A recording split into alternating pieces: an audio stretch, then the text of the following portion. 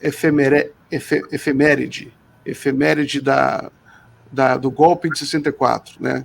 O que a gente faz? A todo o governo, o Lula, ele cancelou o que seria manifestações contra o golpe, né? Então há todo um certo constrangimento aí, crítica na esquerda, que ele não deveria ter feito isso. Então são esses 3 assuntos que eu queria conversar. Você escolhe por onde você quer começar. Vamos começar por esse último, né? Estamos aí completando 60 anos e é preciso, não podemos ter amnésia. A gente não tá, que foi o preço que o Brasil pagou, nem amnésia nem esquecimento. Virar a página, aliás, isso foi uma coisa colocada pela Adriana, minha colega, lá no debate que fizemos também no sábado, né? Eu participei de 3 debates sobre 60 anos do golpe, né? E a primeira coisa importante é que para a gente passar a página, né? Virar a página, tem que ler, tem que ter memória, né? E me parece que essa lógica dos acordos, né, me incomoda muito. 2 coisas que eu até já disse aqui para você. A primeira é de uma transição democrática eterna no Brasil. 21 anos de golpe civil-militar, tá? E 43 anos de transição.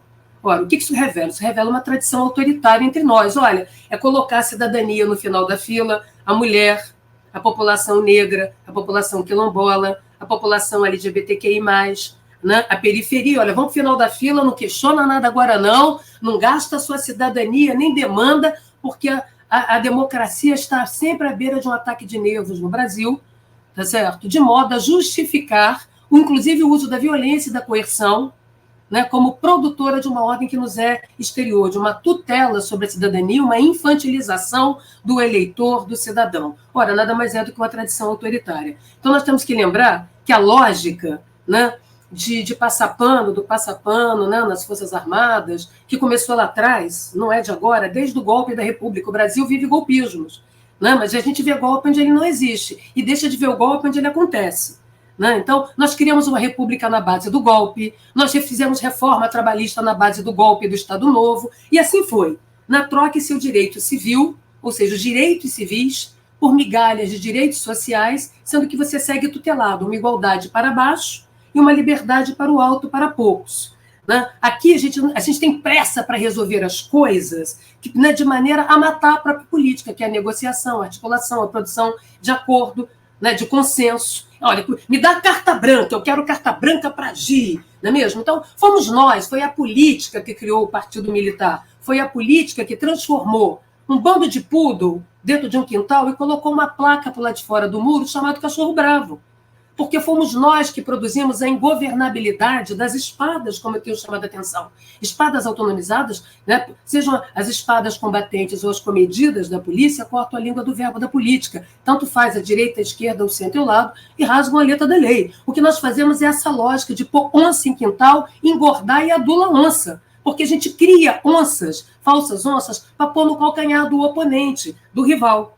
Então fomos nós que transformamos, né, grupos de militares num partido militar, como também recentemente estamos criando o partido policial, tá certo? Né? Por quê? Porque nós não fizemos o dever de casa que qualquer democracia tem que fazer para ter estabilidade e previsibilidade no exercício do poder. Se a gente gosta de olhar para a Europa, para o Ocidente, que viveu paz entre guerras, cujos os feriados ou são religiosos ou são bélicos, né? Falando, né, de uma realidade que vivia também no tiro, porrada e bomba, e teve, né, que construiu a tradição liberal, a primeira regra do jogo é dar previsibilidade, regularidade e transparência no exercício do poder legal e legitimamente eleito. Para que isso pudesse acontecer, e a gente não ficar vendo Jesus em Goiabeira, golpes também por aí, né, nós precisamos produzir governabilidade sobre as espadas, comando civil sobre as espadas, e não produzir autonomização predatória do poder de dobrar vontade, porque o poder de dobrar vontades,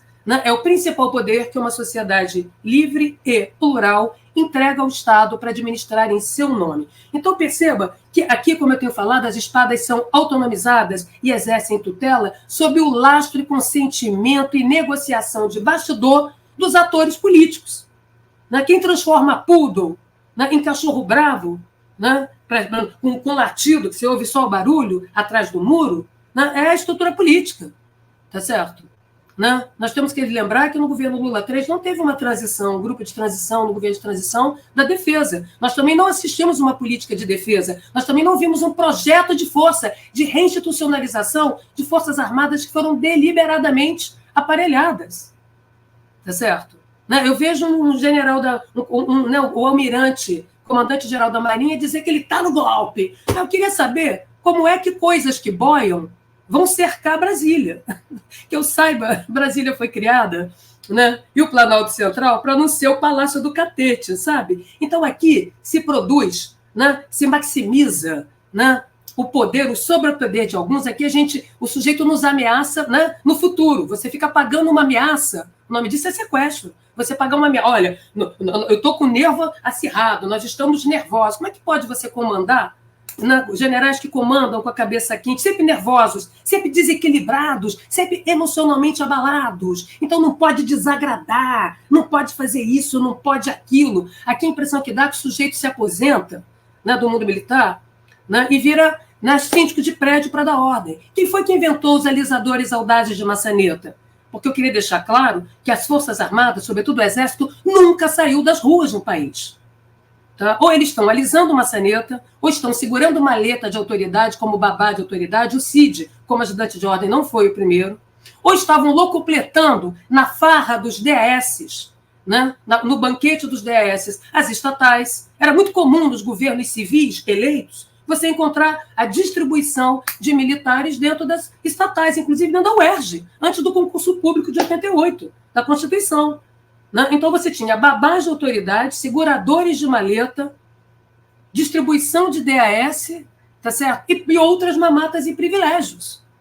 Não? Tá certo? Ninguém estava se preocupando com a guerra. É uma força armada que quase 80% do seu orçamento é gasto em salários, em benefícios diretos. Não tem capacidade combatente. Quem não tem capacidade combatente, logística, tática, de pronta resposta, não tem como dar golpe nenhum. Perde de 7-1 para os memes da internet. Quem foi que disse que ia ter golpe militar? Quando foi que teve golpe militar sozinho no país? Nunca. Nem quando Deodoro da Fonseca, empalhado, subiu num cavalo, entendeu? Para trair o imperador, que era amigo dele. Então, percebe que tem uma fabricação de uma sobreameaça? Isso fica evidente numa pedagogia tutelar que a gente tem assistido, né, de infantilização do eleitor. Que agora era assim, primeiro o governo Bolsonaro começou com Bolsonaro birulilo, né, sofrendo de demência, e precisava de um bando de generais super gente boa que ia conter as maluquices do James Dean da melhor idade, cuja ração de ser como adolescente era gastar, dar com pau o dinheiro do cartão corporativo e alimentar a sua rede de clientelas. E o governo ficou com Lira, ficou com generais, era um governo de militares. Tá certo? À medida em que a Polícia Federal foi chegando no pé, né, das altas patentes, eis que, de repente, os generais que mandavam viraram todos soldados rasos, obedecendo e batendo continência para o biruliro lá do início. Ora, o que está querendo dizer? Né? Olha, vamos, né, perder os anéis, mas manter as mãos. Não é mesmo? Então, não pode ter discussão de memória, não pode ter passeata não sei aonde, começa os não pode para lá, os não pode para cá. Nós temos que pensar isso. Essa é uma construção política. Como eu falei, vamos fazer o dever de casa? O poder de polícia no Brasil, que é o poder administrativo de dobrar vontades, que as Forças Armadas têm, que as polícias todas, ou seja, as burocracias armadas têm no país, segue um cheque em branco, gente. Eu cansei de dizer isso aqui, né? O poder de polícia está definido no Código Tributário de 1966, no auge da ditadura, é um pode de tudo contra a cidadania, de inspiração setecentista francesa, né? Pós-Revolução Francesa. Isso, cadê a regulamentação disso? Cadê o controle? Cadê a transparência? Né? É tudo um grau de invisibilidade decisória, né, que se pode usar para propósitos particulares. Então, a primeira lição básica da democracia é blindar as burocracias armadas do uso político-partidário e da sua apropriação privatista ou corporativista por atores internos, para que você tenha estabilidade, previsibilidade e não tenha os regimes do medo, né, com sustos fabricados. Aqui, assim, ó, me agrada, porque senão eu vou para a rua e dou um golpe. Com aqueles tanques de fumacê, né, a estrutura das Forças Armadas brasileiras não tem autonomia plena num território como o brasileiro. Os aviões não têm autonomia de voo em todo o país, ou é o Chuí. Os navios também não, para dar conta da nossa, entendeu? Da nossa fronteira marítima, tá certo? Porque tudo é gasto em salário, né? em picanha, em chiclete. Eu cansei de dizer que era fundamental para a luz do sol nos processos decisórios. né? Então, de 2017 para cá, ou 2018, nós vamos olhar pente fino do Tribunal de Contas em todas as despesas das Forças Armadas. Não é mesmo? E aí acabou o golpismo. Não é? É preciso governar. Quando a gente não governa as espadas, né, a gente está adulando onça, engordando onça em que tal? Né? Achando que ela não vai comer o nosso bracinho. Não é? Então, quem mais gastou dinheiro com as Forças Armadas no país foi o Lula, no primeiro governo. E queria lembrar que, de Fernando Henrique para cá, todo mundo pôs as Forças Armadas, em especial o Exército, para fazer Uber na rua, na segurança. O Exército jamais saiu das ruas. Todo mundo brincou de GLO, a dar com pau. GLO para matar mosquito da dengue, GLO para ficar vigiando urna. Agora, a capacidade combatente, né, para se produzir uma política de defesa numa interface com a segurança interna, isso não se sabe. Não, o Exército, cadê o Exército na Amazônia? Desde que a gente comprou o Acre, desde Rondon, né, do acordo de Petrópolis, que a gente não vê. Né? O Exército vai na esquina ajudar os Yanomami, ele cobra. Está aqui o meu Uber, custa tanto, porque eu não tenho dinheiro, porque o dinheiro todo, evidentemente, vai, né, no gasto, né, no custeio, né, no custeio da força. Né? Isso é razoável? Cadê o projeto de força? Cadê a Política Nacional de Defesa? Aí quando a gente vê, quando o Exército, né, a imagem das Forças Armadas está queimada, aí se faz GLO de Aquário no Rio de Janeiro, em Guarulhos, né, em São Paulo. Né? Quer dizer, a Força Armada tem medo do crime, né? Desembarca no Rio, mas não sai do aeroporto. Aí vai para o Galeão, ficar dentro do Galeão fazendo um serviço que já é da Polícia Federal. Né? Então a Polícia Federal pôs a bola para a Força Armada chutar no gol. Né? Produzindo suga, que é a gíria, né? Em cima dos fuzileiros navais, que é assim que eles chamam. Tá? Então vamos lembrar que produzir GLO de vitrine, de aquário publicitária, entendeu? Não necessariamente produz fidelização. As espadas não são fidelizadas porque você dá agradinho, aumenta quinquênio, anuênio. O que nós precisamos é blindar as Forças Armadas e as polícias desse uso político-partidário e da lógica corporativista e privatista dentro da polícia, que é o que acontece no país. Por isso, todo dia é dia de susto. Todo dia tem um susto diferente. O que eu acho engraçado, né, é esse medinho fabricado, né? Ou seja, você está vendendo uma proteção futura. Né? Você está comprando, ó, é o seguinte, para eu não esculhambar o seu direito civil, você me dá todos os privilégios. Né? Aposentadoria especial, justiça especial, né? Correto? Né? O país em crise, mas o meu salário não atrasa, não é mesmo? Com baixa transparência e accountability. Né? O atual ministro da Defesa, inclusive, ele foi presidente do TCU, né? na gestão Lula. Né? Sabe muito bem, né? E conhece muito bem como a gente afere o gasto orçamentário. Né? Então, me parece que é preciso questionar isso. Né? Eu não maximizo, né, ameaça, né, porque eu não quero produzir insegurança pública e agravamento do temor. E a primeira dimensão é essa. Fica todo mundo sempre com medo, uma lógica de suspeição ampliada, de desconfiança. A qualquer momento vai vir um militar me atirar daqui, me jogar no Pelourinho. Evidente que não. Tá certo? Se gritar guerra, poucos têm condições de combatentes. Né? Se gritar selva, né, que é uma gíria, talvez poucos apareçam com qualidade e capacidade de agir. Né? Por isso, a maior parte do golpismo foi feito por quem tinha pijama, que pertence a clube militar e que brinca de ser síndico de prédio da Ordem Unida e morador. Né? É uma lambança esse golpe. Né? O golpismo, que até agora, só mostra uma lambança, um desespero de final, até as pessoas brincando. Né? Golpe dá trabalho, tem que ter articulação interna, articulação internacional, tem que ter capacidade bélica. Vai ocupar o quê? Ah, deu um golpe, faz o quê daqui a meia hora? Fecha o quê? O Planalto? Fecha o quê? O Brasil inteiro, não tem internet. Quem aderiu? A milícia ganha. Entendeu? A torcida do Corinthians ganha. Né?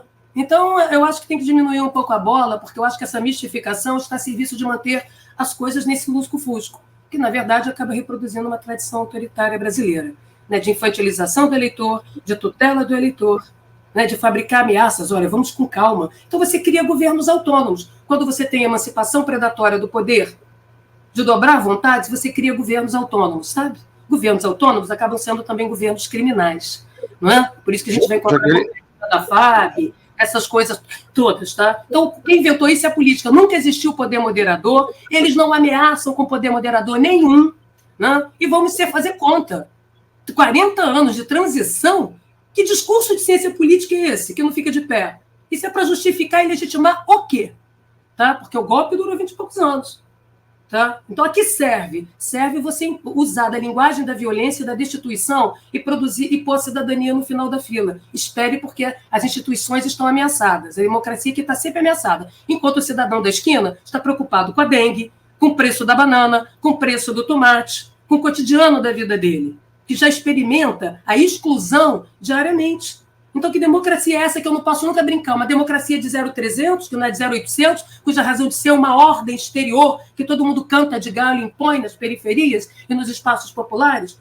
Né? Porque nós experimentamos o medo. Isso é regime do medo com práticas de exceção.